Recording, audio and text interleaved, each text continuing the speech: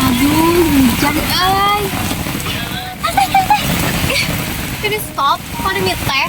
So annoying. Iya teh, kan kita lagi di mana ya? Kok ada itu sih? Gini teh, sekarang teh kita lagi ada di musim gedung sate. Oh gitu teh. Itu yang benar. Nih. Nah, Assalamualaikum. Halo semuanya, perkenalkan kami dari kelas 9A. Saya Hasna, saya Dini, saya Nashwa, saya Naila. Kami dari kelompok 7 ujian praktek IPS, subsektor televisi dan radio. Kita bakal angkat tema sejarah dan bangunan gedung sate. Simak videonya. Simak kamu.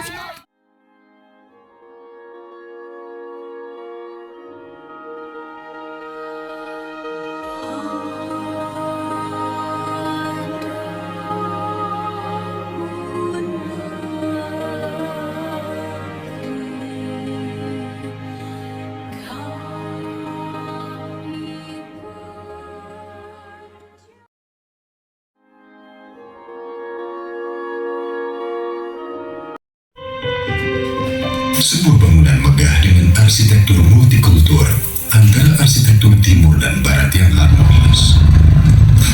Satu abad menjadi saksi sejarah cerita tentang perjuangan bangsa Indonesia.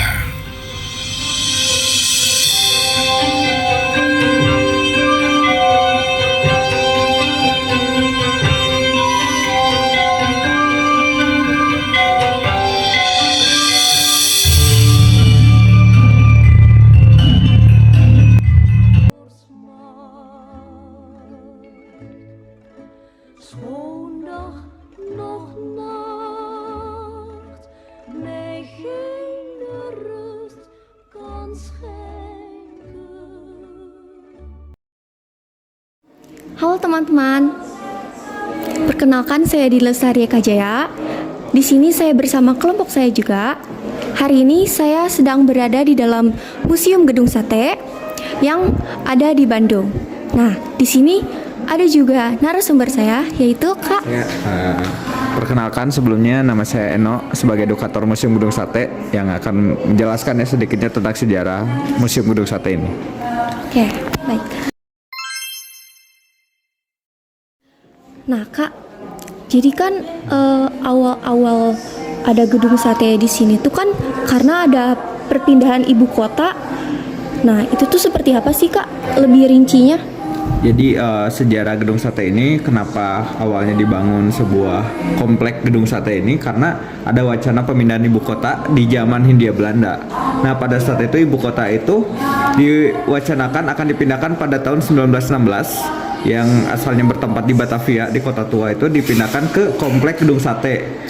Nah, pada saat itu komplek Gedung Sate ini bernama HB atau Government Bedrijven. Tadinya akan dibangun sebuah instansi komplek pemerintahan seluas 27 hektar tepatnya di Gedung Sate ini. Gedung Sate ini termasuk bangunan pertama kali dibangun pada saat itu untuk menunjang sebuah ibu kota baru.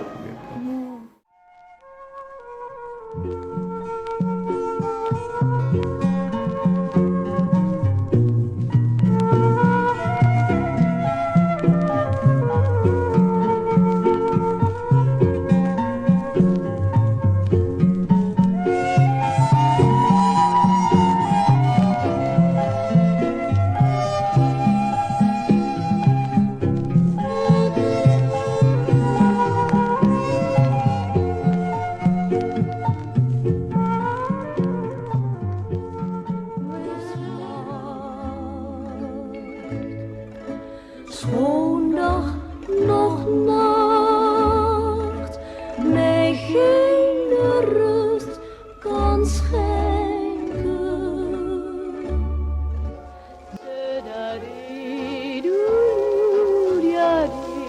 Perhatian mencari. Oke. Nah, Kak, bupatinya tuh itu tuh kan dari tahun 1820 sampai sekarang tuh gimana? Nah, awal mula bupatinya itu sebetulnya Wiranata Kusuma yang kedua itu menerima mandat dari Dendels sebagai gubernur jenderal yang waktu itu ngebangun jalan Anyar Panarukan sepanjang 1000 km. Jadi ini agak flashback jauh ya. Jadi ketika memerintahkan maksudnya Bupati Bandung untuk ngebangun sebuah komplek di 0 km kota Bandung. 3 bangunan pertamanya itu termasuk alun-alun Bandung, dan pada akhirnya kan kota Bandung akhirnya maju setelah itu. Nah, pada akhirnya kemajuan kota Bandung itu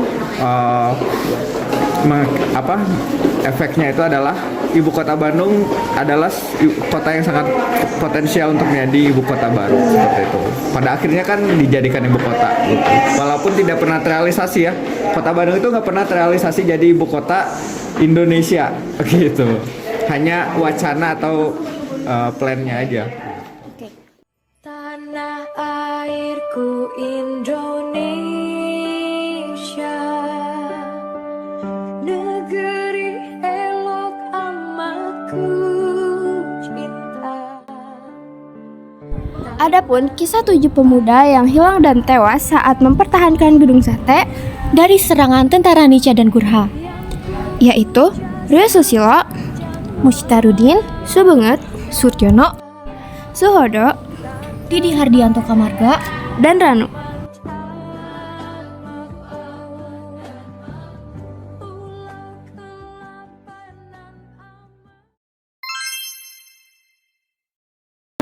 ngomong-ngomong move on ke dulu-dulu itu kan pasti gedung sate itu ada sejarahnya, kenapa dinamain gedung sate dan kenapa yang lainnya.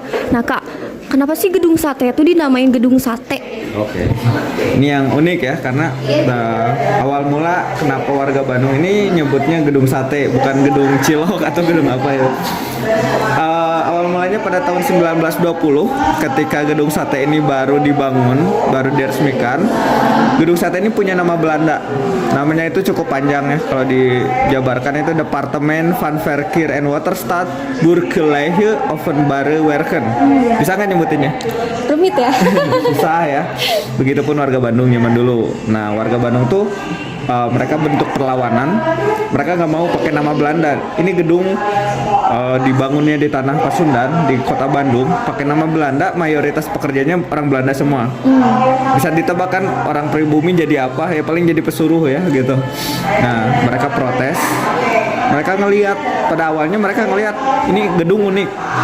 Ini nggak bangunan 100% Eropa, karena perhatiin deh kalian, gedung sate itu banyak unsur Nusantaranya juga, terutama banyak bentuk-bentuk candinya kan. Nah di atas menaranya itu ada yang unik, ada ornamen mirip seperti tusuk sate, padahal itu penangkal petir. Mulai dari situ disebut gedung sate supaya lebih mudah dilafalkan.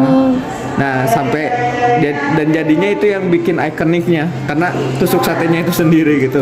Sebetulnya buletannya itu adalah simbol jambu air. Jadi faktanya dulu arsiteknya itu lihat orang Bandung tuh kalau beli jambu air tuh ditusuk kayak sate. Nah, kalau kita hitung buletannya itu ada 6, itu melambangkan biaya buat ngebangun gedung sate. Senilai 6 juta gulden. Mata uang zaman dulu ya. Gitu. Sebetulnya itu ceritanya, sesimpel orang Bandung ngelihat tuh mirip kayak sate.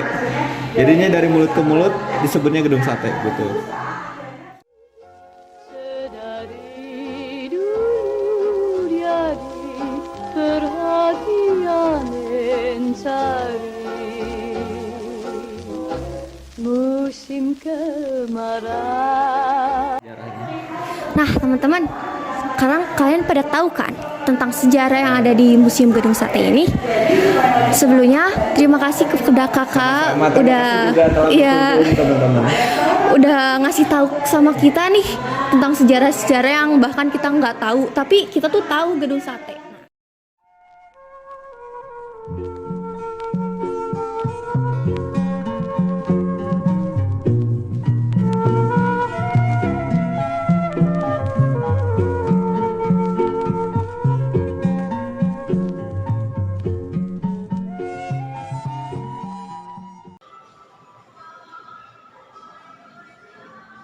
Teman-teman tahu nggak sih kalau gedung sate ini punya sirine? Lokasinya di mana? Fungsinya buat apa sih? Jadi, lokasi sirine gedung sate ini berada di atas gedung sate, di bagian atas gedung sate tersebut. Fungsinya apa sih? Fungsinya itu sebagai tanda peringatan karena pada masa pendudukan Jepang, gedung sate difungsikan sebagai pusat komando wilayah sekaligus sebagai camp interniran darurat. Nah, jadi kan dulu tuh masih masa-masanya pertempuran. Jika pemerintah yang berada di gedung sate ini melihat adanya tanda-tanda bencana alam, maka pemerintah yang ada di gedung sate tersebut akan langsung membunyikan sirine yang ada di gedung sate ini. Yang konon katanya sirine ini bisa terdengar mulai dari 40 km sampai radius 60 km dari gedung sate ini. Bisa dilihat di sini sampai Cianjur, Pangalengan, Cicalengka, Sumedang, Purwakarta dan sebagainya. Nah, penasaran gak sih sama bunyi sirine gedung sate ini? Yuk kita bunyiin.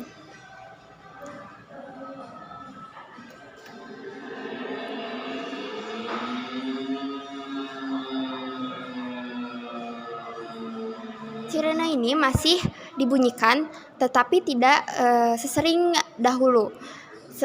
Yang sekarang dibunyikan hanya pada saat 17 Agustus atau sebagai Hari Kemerdekaan Indonesia dan tanggal 3 Desember sebagai memperingati hari 3 Desember 1945 saat 7 orang pegawai PU gugur dalam pertempuran yang mempertahankan gedung sate di Bandung.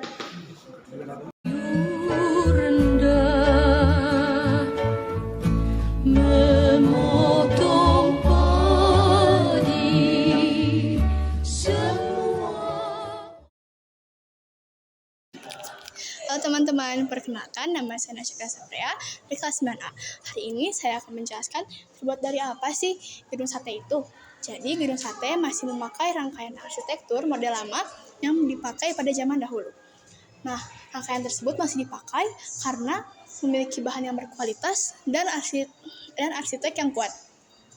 Nah, rangkaian tersebut memiliki bahan yang terbuat dari batu belah dan memiliki plester yang terbuat dari semen, agregat halus, dan kapur. Apa sih itu agregat halus?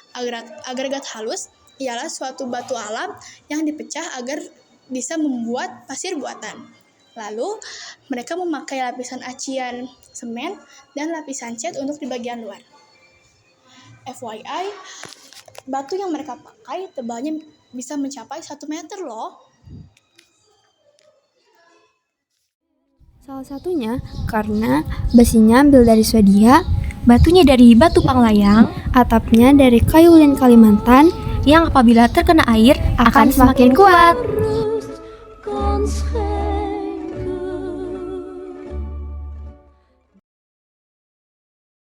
Halo teman-teman, perkenalkan nama saya Naila Agustina dari kelas 9A.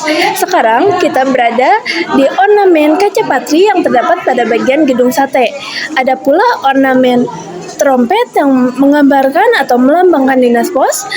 Ada ornamen 2 palu yang bersilang melambangkan dinas geologi dan pertambangan. Dan yang terakhir ada ornamen roda bersayap yang melambangkan dinas kereta api. Nah, kaca ini sangat kuat sehingga saat ada gempa ataupun musibah, kaca ini tidak akan pecah sama sekali.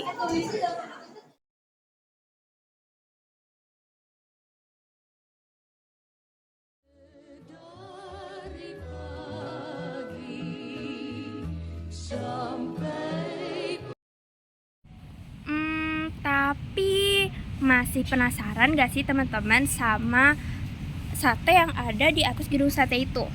Sebenarnya itu tuh sate beneran atau apa ya? Pakai saus kacang dong? Emang iya? Bukan dong, itu tuh merupakan penangkal petir yang ada di bagian atap gedung sate. Berarti itu bukan sate beneran ya? Dan cuman mirip sate doang atau gimana? Iya, itu tuh cuman mirip sate doang. Karena orang-orang pada masa itu suka banget nih yang namanya makan jambu ditusuk. Oh, maka dari itu karena jambu tusuk itu mirip sama sate, jadi mulut ke mulut sampai sekarang disebutnya jadi gedung sate. Bener banget. Oh ya, dengar-dengar juga 6 daging sate yang ditusuk di atap gedung sate tersebut itu tuh katanya melambangkan biaya pembangunan dari gedung sate tersebut yang memakan biaya 6 juta gulden mata uang zaman dahulu loh. Halo guys, aku masih di gedung sate nih.